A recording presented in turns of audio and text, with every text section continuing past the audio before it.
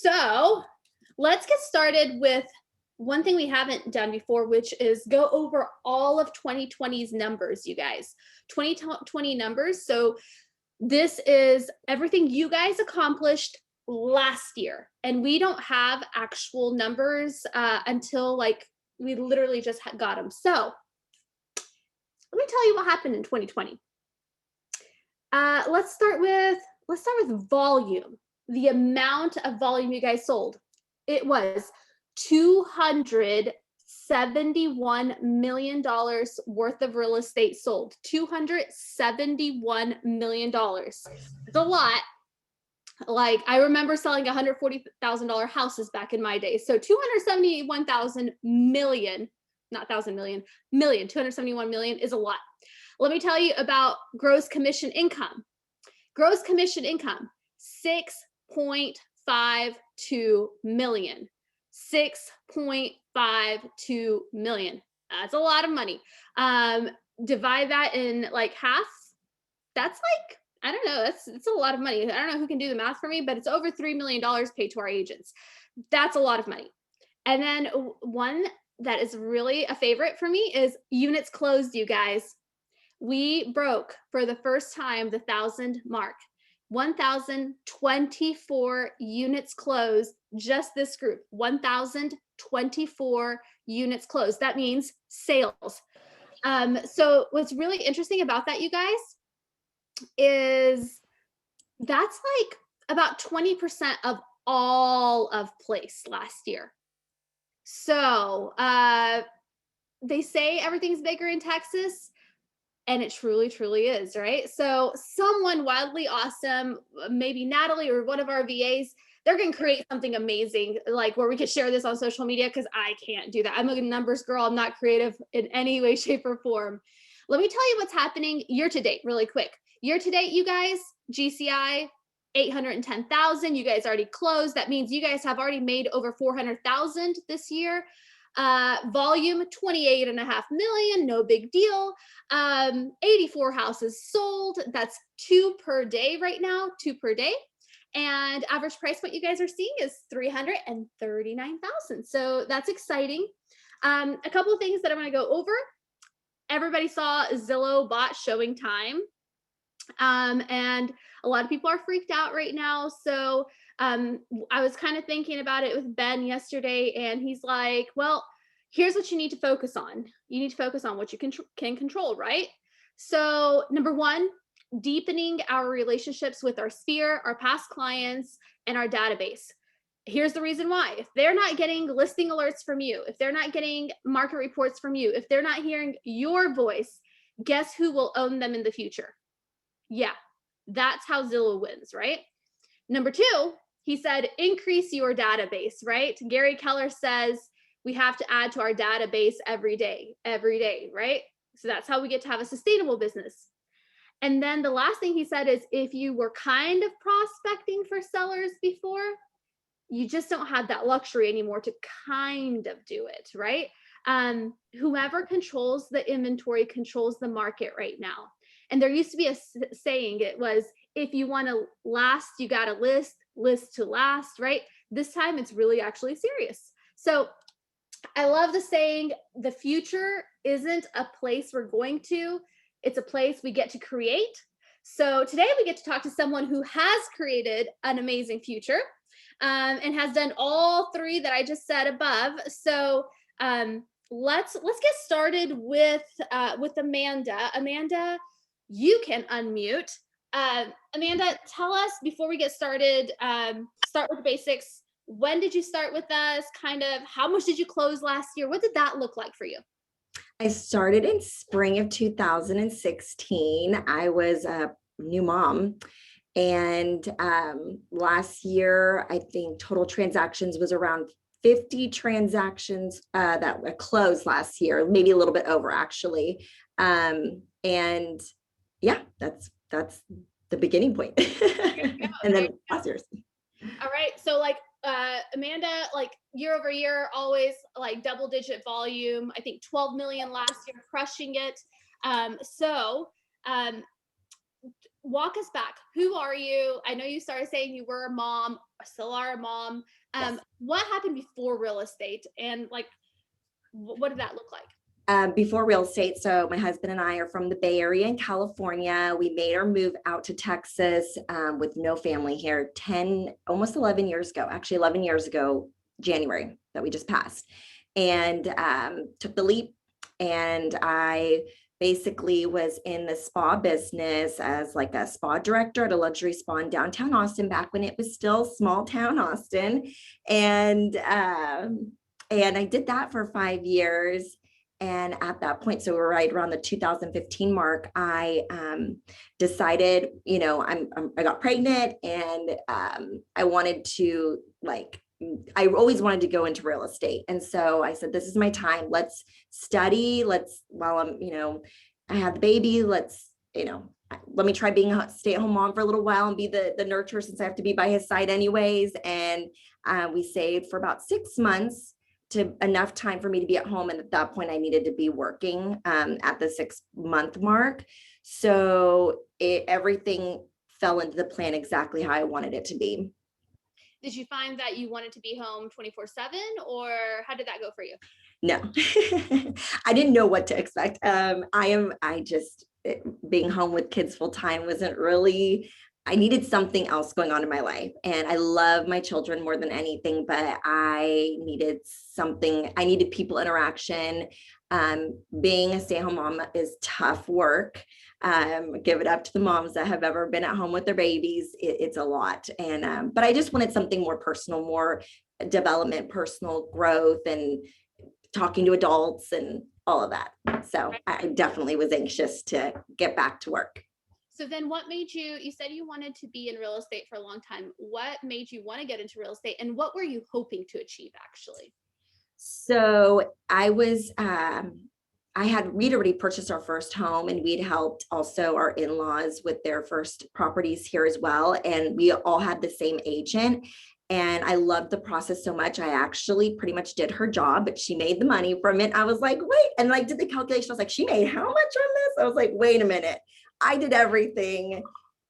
I love this. I'm obsessed with it. I look at homes all the time. I was like, this needs to be what I'm doing. And my grandmother always told me to get into real estate as soon as I was done with college. So I had that in my back of my head, like grandma, whispering over me to get into real estate. Like she said, I'd be so good at it. So sweet grandma. How did your first year go?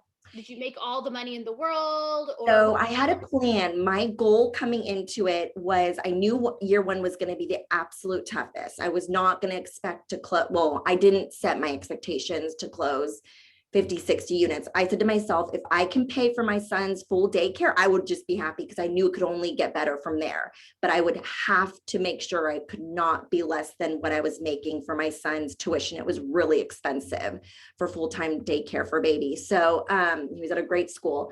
I actually made more than that. And I was again like, okay, it can't get any worse than this, and this is good. So let's keep moving. okay, so then take us back to that beginning time in your career. Like, what lead gen levers did you focus on in the early days, your first couple years? Definitely 100% circle prospecting, expireds, absentee owners. I was qualifying for paid the team leads every week, because I was doing like 750 dials alongside my pal Casey. And so we were qualifying for those leads. We were working those. I closed several of those in the early days. Sphere referrals. Once I started getting closings, I focused on more business with every single one of the people I was closing with, and keeping a relationship going. It was not the end of the road at the end of a closing, and still isn't. We did some sales challenges. And those are really what I leaned into. And I made sure Ben early on stuck in my head, you should be talking to every single person in real estate, like everybody. And don't be a secret agent. You have to bring it up in some point. So I made a point to bring it up everywhere, anywhere, with every stranger. Even if it's the first time I'm meeting them, I'm like sliding it in there. Because if it's not them that are buying or selling, they know someone, or they themselves maybe want to get into real estate. So I always looked at it at some version of that. how can I help them in any of those ways? I love that. And you've always, one thing about Amanda, she does, her pop buys are like, she's pretty consistent with pop buys. So those past clients get consistent love. So that when you do bring up real estate, you've made lots of deposits into the relationship as well. I love that. What would you say if you were coaching someone who was in their first 2 years, let's focus on that for a second. What would you give, what advice would you give them? I can't, this you're going to hear, maybe you'll hear it differently today. I hope so for some of you, but your schedule and your priorities. Sit down with your calendar. If your calendar is a hot mess and you've got blank spots all over there and you don't know what you're supposed to be doing when you're doing it, your business is always going to be like that. And your business is going to be a roller coaster always. I live and breathe by my calendar. It guides me. It keeps me productive. It keeps me accountable because listen, no one else is going to do this for you. You have to be the one to really like set it up and organize it for yourself and keep yourself on task and not to take your foot off the gas at any point. Keep going, because if you're growing, which we all know is not a bad problem to have, to keep growing, the best part about being a part of BKCO in place is that we have the model and the systems and the support in place to allow you to continue to grow. And I know for a fact that's not something you can find at most any place. Like it's a scramble. I have a girlfriend in California who's scrambling at another brokerage right now. She is completely overwhelmed and has no help, and she's losing clients left and right. So stay consistent. The team is here. Be open, about talking about that growth and don't let up. Keep going. I like that. I love that. Okay, let's switch gears. So every one of our markets, actually, is anybody else other than Austin, Texas in a crisis of inventory? Are we the only ones? Okay. All right. So Dallas, you guys are too. Other people are too. Cool. So we're in an inventory crisis. And you recently signed a builder that has 15 home sites. It's about $30 million worth of real estate. And we're all looking for our next opportunity to sign any seller, let alone, a seller who's got multiple units for us. So walk us through how you met the builder and then go into what the nurture process looked like. And let's spend some time on that so we have a clear understanding of what it looked like and what it took. Right. A few of you know this story, but I don't know if all of you guys know it. And it's actually I pinched myself over the story because it's so cool. I think so too. But I was just dropping my daughter off to school one day. And I know a particular neighborhood very, very well. And I saw a big lot come up for sale. And I was like, gosh, I drive by, this is like a golden neighborhood. I wonder what it is. And I saw the broker that had it, and I happened to have him on speed dial my phone because I was already working a deal currently with that agent. So I was like, it was easy. I just picked up as I was driving past it, I was like, oh, call this guy, Chad. It was ringing. I said, Chad, it said coming soon. I said, what are you going to be selling this for? How many acres? Give me all the details. And he gave me the details, and I immediately got home. I thought to myself, I remember I was like pitter pattering around our laundry or something at that moment. I said, how can I sell this lot? Like, who's my buyer? And I was like, it's a developer, it's a builder. And I started thinking, I said, okay, I can't just I know this market, and developer builders have very loyal relationships with people typically in-house that they only buy and sell it.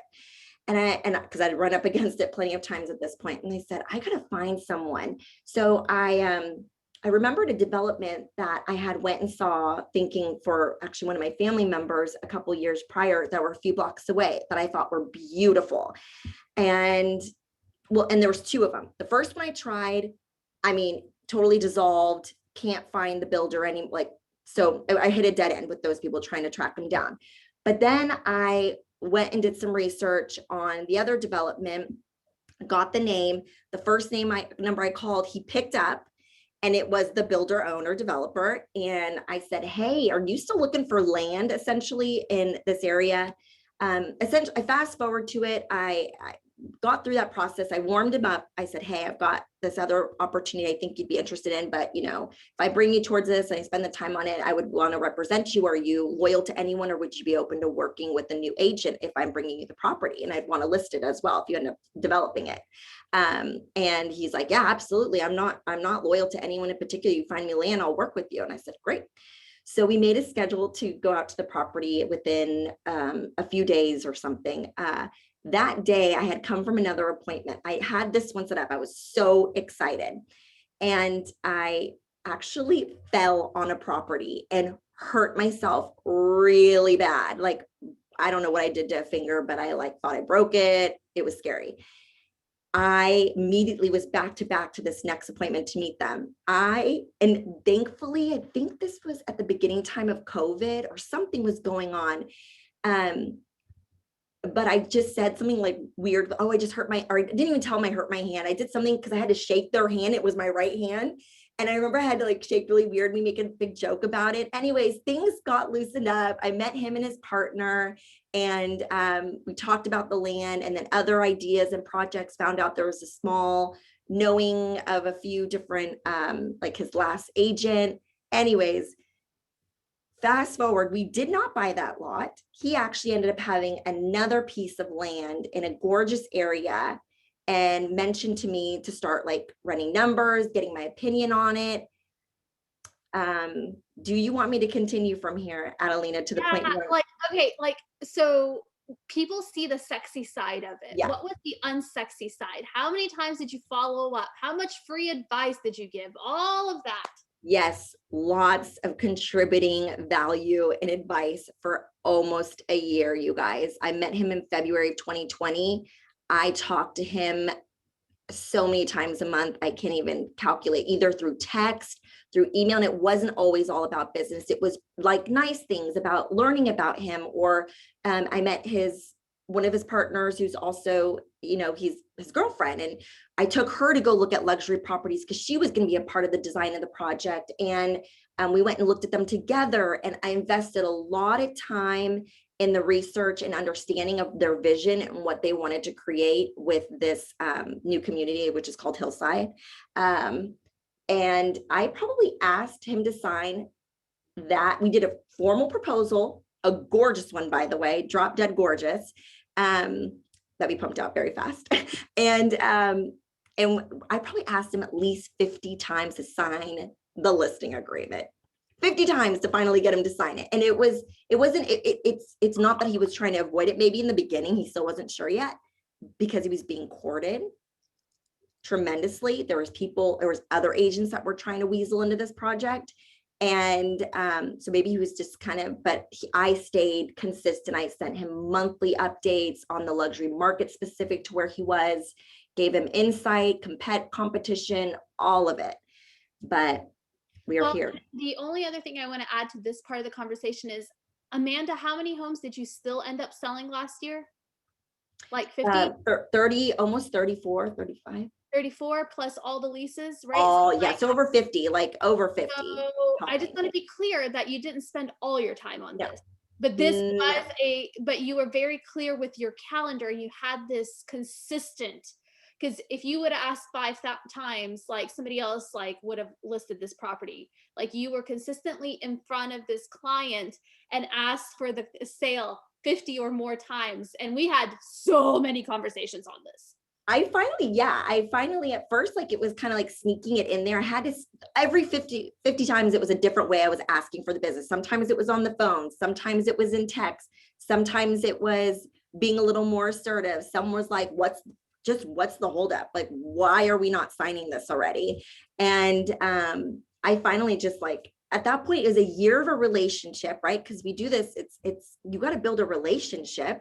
He knew me. He knew he could count on me. I was delivering what I said I was going to be delivering. In the meantime, I wasn't going anywhere. Whenever he needed something from me, comps on random property, I was always there to provide him with value. So when I finally asked and I was kind of assertive with it, it got, really assertive. We were at that comfortable level. what would you say to everybody on the call right now about playing the long game? Like, what advice do you have with playing the long game, or with working with a builder? Because it's a very different client from like a regular home seller. What's your Talking like? about the long game in general with your business is, if you want something bad enough, anything, you'll work hard for it and you'll do whatever it takes. And that's not just in business relationships, it's going to be for your personal relationships that you have, and and for your own personal business to succeed. It's all the same. You want something bad enough, you will work hard for it.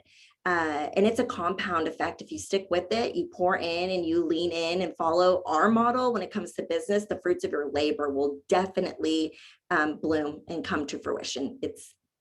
It's proven. So right now, what I want to end on before we get to Q&A, you've been here 5 years, and well, like, who knows an agent who started who's no longer in the business? Anybody? Am I the only one? Okay, you guys are still with me. All right. A lot of people that are on camera definitely know somebody who started and didn't finish. And then how many of us know people who move around 24/7, right? Like, always find the newest opportunity, right? Amanda, you're still here. So what's the main reason that you choose to stay aligned with the Ben Kinney team, with the Place Network? Like, what's in the back of your mind this whole time? So I wouldn't be lying if I said I never questioned like the moment of like, just, how come I've never thought of going somewhere else? I see people moving around, like, how come that doesn't come to my brain? And over the 5 years that I've been here, it's come to me. It gets shot down so darn fast the moment of why I'm still here. And it's a never ending list of reasons. Anytime that it's ever come up again, it's like a fleeting thought now at this point, but it's a never ending list of why being here is the absolute smartest choice for me and my family. Because honestly, I wouldn't be here if I was somewhere else. I believe that I have become where I am now and will only continue to grow to where we want to go because of the company, Place, and BKCO. And I'm being real with you guys. This is the true deep feelings inside of me that I know this for certain. I'm really, I'll talk about some things that, like, I'm really proud of being here, and it really is the leadership of the company.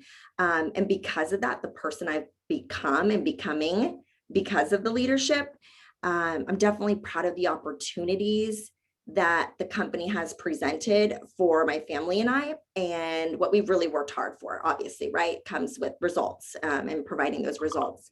So I'm really also proud of my big why, and my big why from day one, and the fact that we've been able to accomplish that year after year is so wonderful. Like, that in and of itself is like a huge reason. And I'm proud of how we positively position ourselves in the real estate community and in our local communities at a local level, and how we're able to provide leadership and just love and all that good stuff on a community level. And I'm also super proud when I get to call my, my parent. I'm really close with my family and my parents, and the fact that my family and my husband's family are so proud of our accomplishments and the big life that we've been able to build because we're in this partnership makes me like really proud, because they don't have to worry about us. And I love that. And I love that here at Ben Kinney Team Place, I really get to grow in business and life with the most important person, which is my husband. So I am just really grateful and thankful for a lot. So when last year, when you were doing all of this, like, what did leverage look like for you last year, just last year? I didn't have really a lot of leverage. I didn't have a showing assistant. I didn't have a buying assistant at that time of 2020. And I kind of just plowed through the year as myself. I had some folks on the team which have been wonderful with helping when I just had too much on my plate, too many clients wanting to see a property at one time.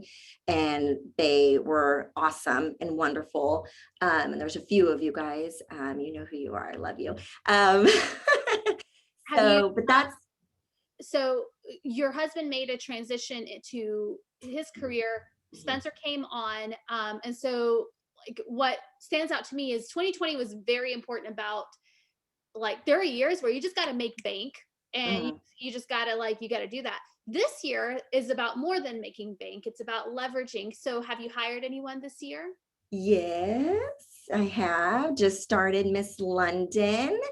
And we also are, yeah, Miss London is just started. So she's going through her 86 days right now, and super excited to bring her on to work in tandem with me because I need the assistance and I need the help. Excellent. So we have the buyer partner locked in for 2021. We're very excited. Welcome, London. Yes. Uh, okay, Kyle is asking, what does asking for the business with the builder sound like in terms of setting up that conversation? What would you say for that? So, asking for the business is once you've proven and you've given enough of the value of our what our company can do to market their listing the best way. It's easy to ask for the business. It's easy to say we are a clear. Wouldn't you say we're a clear choice for your project? Yes. Okay, let's start moving forward so we can get this ball rolling. Like, you have a project, you need to focus on your build and let us handle the marketing. Let us take care of, being the liaison and creating the buyers that are coming and working all of that part of the business. So when you ask for the business, you need to have shown our model and what we do for our marketing and how that structure works. I like that. One thing I remember learning from Mo Anderson when I worked for her, she would always say, if I had to have a hard conversation, she would say, "Now, darling, did you put any cookies in the cookie jar? Because you're about to ask for some." And I was like, I would have to be like, did I deposit anything in order to ask, right? So if you're gonna ask, you gotta make deposits first. But then once you do, the natural like progression of depositing is to take out something. Like, that's what you do with your bank account, people, right? So put some cookies in that cookie jar, and then you get to enjoy them later. I love that, Amanda. One more question. You mentioned, Teresa asked this question. You mentioned that you had multiple sources for lead generation during the growth of your business.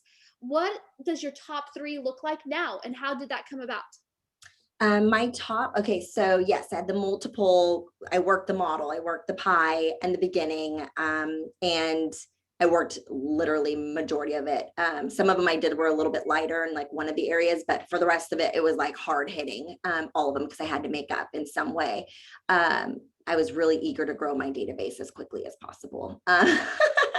But now my top three, I would definitely say is my Sphere, past client referrals, and past clients. I mean, those are probably my biggest at this point. And I just lean into them. They come in all different, some of them are listings, some are, buys, and they're just like a mix at this point since it's been 5 years. Okay, so the one thing that I would add from an aerial point of view, one thing Amanda said was her goal was to build it big very fast. And like, you get to walk away 5 years from now and like work your database, work your past clients, and work with your Sphere, right? And get those referrals. When you build it that big, so you have 2,000 people in your database, I'm not kidding, right? Like, if you go into your Brivity database right now and you got 2,000 people, like, that looks good, right? Like you could be like Sphere database, past clients, right? But if you don't have 2,000 people, your goal is to build it big, so that you can have like that referral business. It doesn't just happen by itself. And then one of your top referral sources, how did you meet them? Sarit. Cold calling, Mojo. I think they were on either the absentee or circle prospecting a hot zip code, and it was for their personal investment. This is a fun little story, y'all.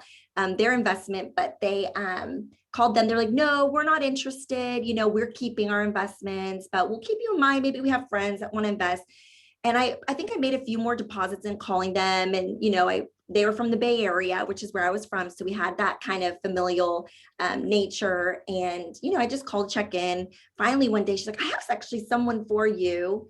They want to buy a duplex. And from there, I provided such a high level of service in their mind of that transaction.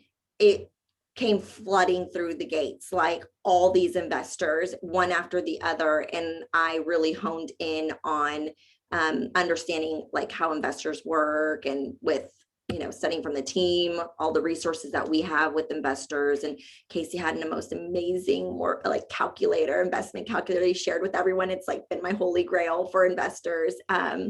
Yeah, just leaning into all of that. And they actually now, surprisingly, literally 2 weeks ago, early January, I got a call from them, and they were like, yeah, my husband, who I work with both of them, the husband and the wife. The wife's an agent though in California. And they're like, yeah, you know, Guy got a job in Austin.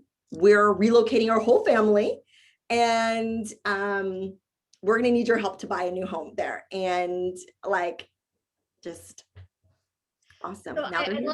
I love that story, and I don't want to go on too long, but I love this story because what sounds sexy is the referral piece of it, right? Like you probably closed 10, 15, 20 transactions at this point with this client's referrals.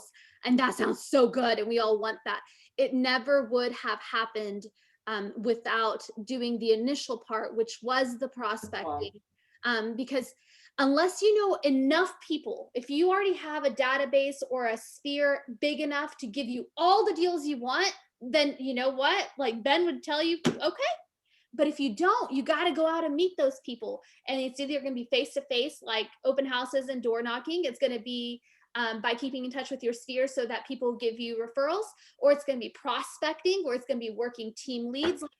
Like you got to build it, and then they will come. What were you It going to say? all started with a call. Some of my biggest pieces of business started with a phone call. Yeah. Prospecting. I hear you. Not sexy, but it's highly effective, isn't it? It's great. Yes, absolutely. And during, you know, COVID, when people are still scared of germs, it's one of the best ways to get in there and talk to people. They have their phones and they'll talk. You just got to, you'll get no's and you're going to get yeses. You just got to get to the yes. That's right. That's right. Amanda, you're awesome. I want to tell everybody, like, we don't have a call next Thursday. But here's what I do want to leave you with. So we have 2 more weeks to get deals on the board for Q1, right? Because as soon as March hits, we're starting to work for Q2, right? I know, I see some of you like, oh, I know. So you have 2 more weeks. So like the rest of this week, all of next week, and the week after, like you're still working for Q1. But March 1st, really everything you do starts closing in April, right? So Q2 is what you're going to be doing. So here's what I would want to, if you're behind, that's okay. You got to step it up. If you're on pace, high five, hats off to you. If you're ahead of pace, I want to know, because they probably want to interview you, because we all want to know what you're doing to be ahead of pace. So definitely message me, Sarissa, Laura, Jordan, somebody.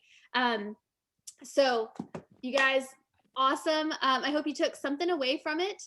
And let me see. Awesome. Let me see. We will $2 million buyers. Or I'm looking at chat. Yeah. Yes, you guys, when we start getting the marketing piece, because again, we haven't even started marketing full blown yet, and we're still getting like people interested. So when we get all of it put together, the videos, we have film, we're just finalizing all the film cuts right now, professional film. We will definitely get that in an email if you guys want to use it for your marketing as well. Yeah, definitely good. We'll give you guys social media content so that you guys can look as much of a rock star as Amanda's looking like. And then also we did create a lot of stuff during the pitch that I can send to everyone on this call.